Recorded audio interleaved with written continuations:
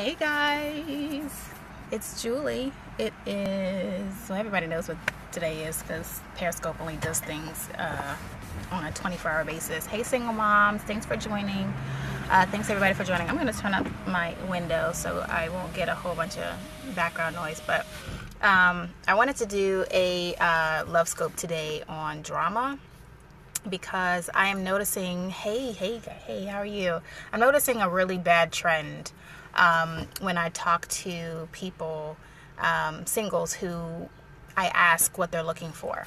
In 90% of the time, when I ask people what they're looking for, they start talking about what they don't want, which is weird because I didn't ask you what you didn't want. I asked you what you wanted.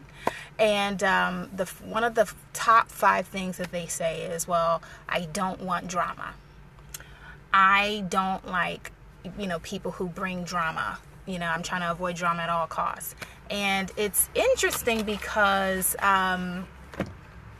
you have the power to remove drama from your life. No one else has the power to do that. Well, there's a glare, so I'll leave it this way. So here's how to do it. You have to cut people out of your life. You can't cut drama without cutting the people who bring the drama. So you have to be really good at reading people. The people who have the most successful relationships, who have the easiest life, are those who are good at reading people. Hey, how are you? And thanks everybody for joining. I forgot to introduce myself. My name is Julie Wadley. I am a relationship coach and matchmaker based out of Charlotte, North Carolina. I own a business here working with successful individuals who want more out of life and love. And one of the things I talk about is just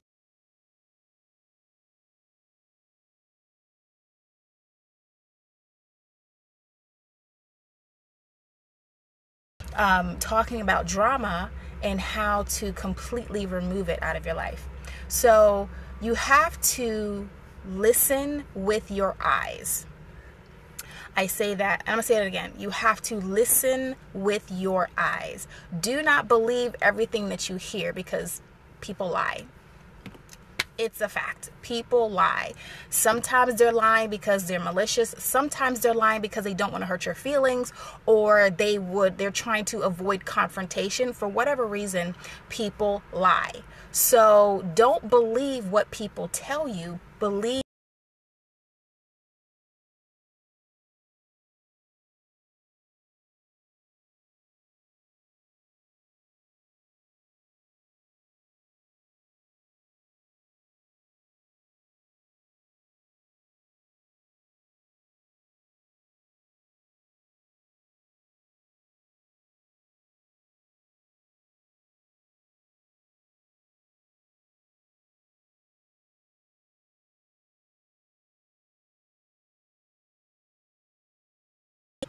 Can you guys see me?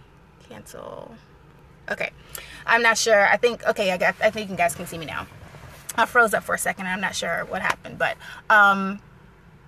again, you can't cut drama out your life without cutting the people who bring the drama in your life. So if you have nothing but drama surrounding your life, you have to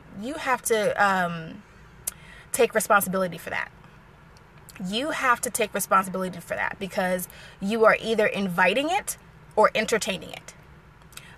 If you are inviting it, then that means secretly you like the drama. You like the energy, you like the excitement, whatever drama, whatever byproduct comes from the drama, you like it. You crave it. You think it's fun. You think it's exciting on some level. So if you don't want drama, then you need to figure out another way to get your kicks. If you're entertaining drama, you might not like it, but for some reason, you would rather have that person in your life. You want that person in your life more than you don't want the drama. So if you really don't want drama, if that is what you hate out of everything else, you have to get rid of the person.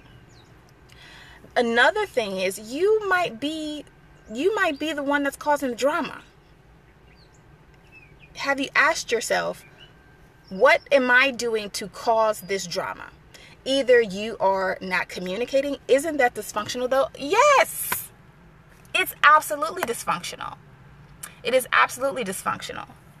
But a lot of people don't realize it. A lot of people aren't self-reflective enough. LOVESCOPE, Julie, what's up, girl? Hey Ty. Oh my God, Ty, it's been forever. I haven't seen you on LOVESCOPE in a minute. So thanks for joining. I'm gonna wind down my window. It's really hot. We're talking about removing drama. I mean, you probably read the title, but anyone who can provide their feedback on this, or tell me if I'm wrong. Tell me if there are other reasons or other ways that you can avoid drama. But basically, either you're inviting it, entertaining it, or you're part of it. And a lot of people like drama because it's exciting. I know I've been crazy busy with eat, sleep, work, QT with the wife, that's it. I totally get that because I've been doing the same thing. So thanks for joining. You got to figure out why you like drama. You got to figure out why you love some aspect of the drama. Are you bored? Do you think that if there isn't drama, then it's not exciting enough? I keep getting kicked off. Oh no! I'm hoping that this LOVESCOPE is clear. Every time I do the scope, what do I do? Right? I don't know. I can't answer that. I'm sorry, Rise. I can't answer what happens when your wife passes gas. Sorry. That's crazy. So back to my brother and his wife are in this vicious cycle of drama, like they need it or something. Yeah. And you know what? A lot of couples and a lot of friendships. This isn't even just about love and dating and relationships. This is about life. This is about having friends. This is clear. Okay, good. They are addicted to drama. Absolutely. People are addicted to drama because they always have drama. Okay. Well, I don't know. I can't help it when she passes gas. So maybe you guys need to talk about her flatulence and maybe she needs to go to another room. Do you think the people who bring drama know they crave it? No. This is why, right? This is why. We are all, when we are young, we're empty shells, right? We're blocks of clay, and every experience that we have growing up creates an imprint. It creates what I would call our map on how the world works, on how love works, on how relationship works. When you get to a certain age, this is almost like, you know how when people say after 5 years old, children, they learn everything they need to learn at 5. That's why before they turn 5, teach them, a language, teach them, certain things, because once you hit 5 years old, it becomes harder and harder to learn new things. This goes the same way with life. From 0 to 5, we are learning everything we need to learn about life, love, relationships, people, how they work, how things work. If you grew up in drama, if you grew up, that aspect of your life is imprinted. So some people need drama because they think that's how things work. They think that's how you show that you love someone. And I hate to draw the similarities, but I think that has a lot to do with abusive relationships. How it's hereditary and how it gets passed on from generation to generation, because you grow up thinking or believing that's how you display love. That's how men treat women. That's how women treat women, or that's how women treat men. So when we're younger, everything about our experiences causes an imprint on our life. And that's the world that we view. So when you're grown, you think that when people are older, they can consciously decide to make a change, even though they've been taught differently. But it's very hard. It's extremely hard to get out of that imprint. And that imprint goes across everything in terms of preferences. It goes in terms of who you're attracted to. You're correct. I'd be grown so accustomed that I often feel drama free is abnormal. Listen, I think that I am a drama free person because I never had it. I never had it growing up, thank God. You know, looking back, you know, I had two parents in the home who never seriously fought. We grew up in a very loving home. And the way my parents regarded each other, the way my sister and I were taught to regard each other, the way they taught me to say please and thank you, and to respect other people, and to respect people no matter if they are rich or poor or what have you, and to avoid people who don't treat you a certain way, avoid people who do things to hurt you, avoid people at all costs. That's what I do as an adult.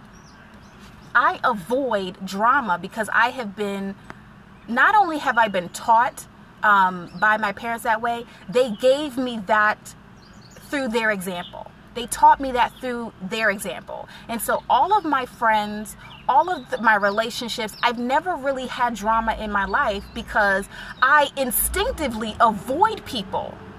I instinctively avoid people with drama. It's almost like it's a kryptonite for me. You know, so when I come across people who act a certain way or who look like they need drama or they are trying to drum up drama, I pull away from them because it's like I cannot understand why that is healthy for you, why you're doing it. Mm-hmm. So the opposite is true. If you grew up that way, if you were rewarded for being dramatic, if you saw parents or people that you loved or grown-ups when you were younger be very dramatic to each other and over the top and fighting all the time, and that's how they showed that they cared for each other, then that's what you grow up wanting to have, no matter how destructive it is. Hoping to cultivate that skill. How do you begin? It's with anything.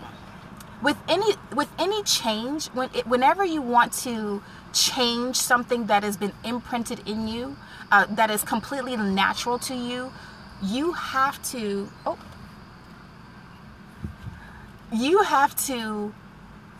I'm sorry, I had someone passing by, so they scared the hell out of me. Let me start over. You have to consciously make the decision to do something different. So the first thing that you need to do is figure out what your triggers are. You have to understand what is the catalyst to starting drama. Is it when your partner or when someone takes a certain tone with you? Is it when someone says we've got to talk? Or what is it that triggers that emotion that causes the drama? So once you recognize your trigger, then you have to make the conscious decision to do something different.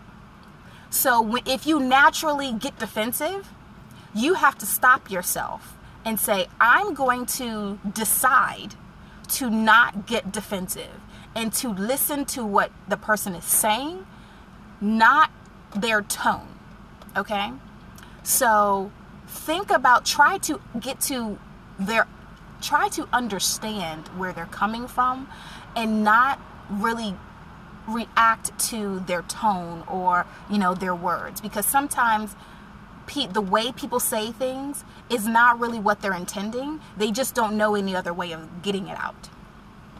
So I hope that answers your question. And repetition and doing things consistently creates new paths, and it creates new imprints. All right. So I liken it a lot to working out and exercising, because I think people kind of get that concept more readily. when you're trying to lose weight or change your lifestyle, it is very difficult. But consistently deciding to not pick up that sandwich, not pick up that soda. What if you seek to change with people who've been accustomed to the old way? So you have a decision to make. You have to decide whether you are willing to let that person go. If you are not willing to let that person go, then you need to have a conversation with them to say, listen, this is what I'm noticing with us. We get into this cycle where we argue, it's drama, you're mad at me, I'm mad at you. We do things to consistently hurt each other, and it's not productive. So I'm not sure if you notice this, but this is what I notice. And give them the opportunity to say whether or not, they agree with you, or they think you're crazy, or they're like, oh, I think it's fine. If they don't recognize it, or they're not willing to change for the better or to make your relationship healthier, then you have to decide whether or not that relationship is worth keeping. Point blank, period. And it's harder when it's, your wife, or it's harder when it's your husband or someone, or family member, someone where the ties are a little bit more harder to break. If it's a friend, if it's a coworker, if it's just someone in your life, it's very easy to remove yourself from them because you aren't as invested as you are with someone who you're married to or who's part of your family. But if it is your spouse, or if it's your significant other or your fiance, whatever, then you both have an obligation. Yeah. So it starts with me. Absolutely. Everything starts with you. Everything starts with you. Any change that you want to make between you and someone else, it has to start with you. Don't think about whose fault it is. Don't think about, well, they did this and they did that and I'm the innocent person here. In a relationship, there isn't an innocent party, because you impact the relationship. You have just as much stake in how that relationship works as that person does. And something even as, let's just say, for example, even if that person in your relationship did you wrong, you still have a role in it, because you either are entertaining what they're doing or have been doing for a long time. You haven't made the decision to change it. You aren't forcing the change. Therefore, you're allowing the negativity and the destructive behaviors to continue, or you haven't clearly articulated just what you need, your needs and your requirements. So if you want something to happen, it has to start with you. You have to be the person to bring it up. You have to be the person to want to seek to understand. In any conflict resolution, the first step is to seek to understand. Understanding the other person's perspective. Because if you cannot understand that person's perspective, there's no way that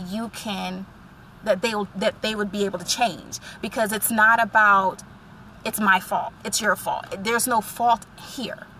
But they have to feel safe enough with you that their opinions, their feedback, their criticism is valid. So I hope that helps. But yeah, so getting back to the drama, if you want to remove drama from your life and relationships, you have to decide first with yourself that is not something you are willing to entertain anymore. If it's something that you've been doing before, that's fine. That's okay. But what's not okay is you not doing something about it now that you've recognized it for what it is. So first step is recognizing it, that you have to make the change first, and deciding whether or not you can remove that person. sometimes you can't remove the drama from the person. So you have to decide whether or not you want to keep that person in your life. If that person is, you're fully invested in that person, then you need to understand why they are the way they are. Understand why you react the way you do to that person. Because sometimes the drama isn't someone else. The drama is you. Sometimes the drama is you. And, I have what's interesting is I have, my sister and I we used to argue a lot when we were younger. And everything that she said got on my nerves. And if she gave me advice, I never took it. But if someone else gave me the exact same advice, I got it. And it was because it was coming from this person. Sometimes you have a perception about someone that causes you to react in a certain way, even though they didn't intend it to be that way. But just because of who they are, everything that they say is in the lens of how you perceive them, how you perceive their message. So you have to decide you have to figure out are you contributing to it, are you entertaining it, or are you it? Are you the drama? So I hope this helps you guys today. Thank you guys for joining today. Tomorrow I'm going to do something really special for my singles. I'm sorry for those who are consistent watchers of LOVESCOPE who are married or in relationships, but I got to do something for the singles out there. So I'm gonna make an announcement tomorrow. I've been thinking about it and thinking about doing this for a long time, and I haven't really worked up the nerve to do it, but I'm finally gonna do it, which is why I'm saying it right now. I'm forcing myself to do it. I'm gonna have a special announcement tomorrow for my single Periscope family.